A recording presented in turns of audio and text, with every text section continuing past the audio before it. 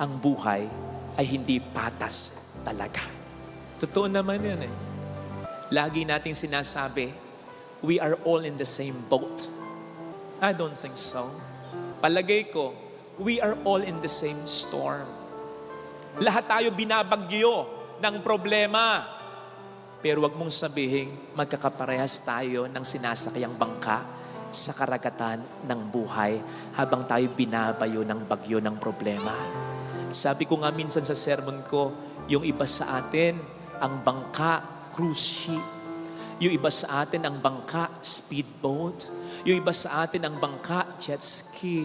Yung iba sa atin, ordinaryong bangka, pero may katig, matatag. Yung iba, may bangka, walang katig, hindi na matatag, uuga-uga na. Yung iba sa atin, nakabalsa na lang. Yung iba sa atin, naka-styrofoam na lang, lulutang-lutang na lang, konti na lang, lulubog na. Kaya wag nating sabihin, we are all in the same boat. Sabi ko nga kahapon, umuulan.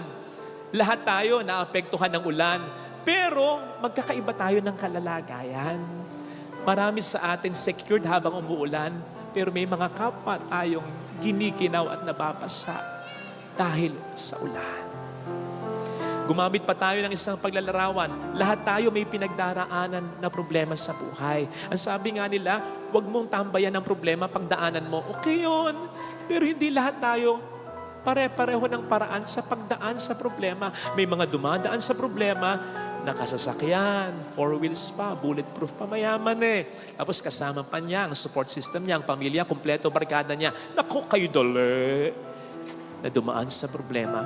Pero yung iba sa atin, naka-jeep, hindi aircon. Yung iba sa atin, naka-tricycle. Yung iba sa atin, naka-motor, nakakaragalag. Yung iba sa atin, naka-bisikleta, na flat pa. Yung iba sa atin, dumaraan sa problema, naglalakad na lang, nakatapak pa. Yung iba sa atin, gumagapang na, malampasan lang yung problema habang siya'y nag-iisa.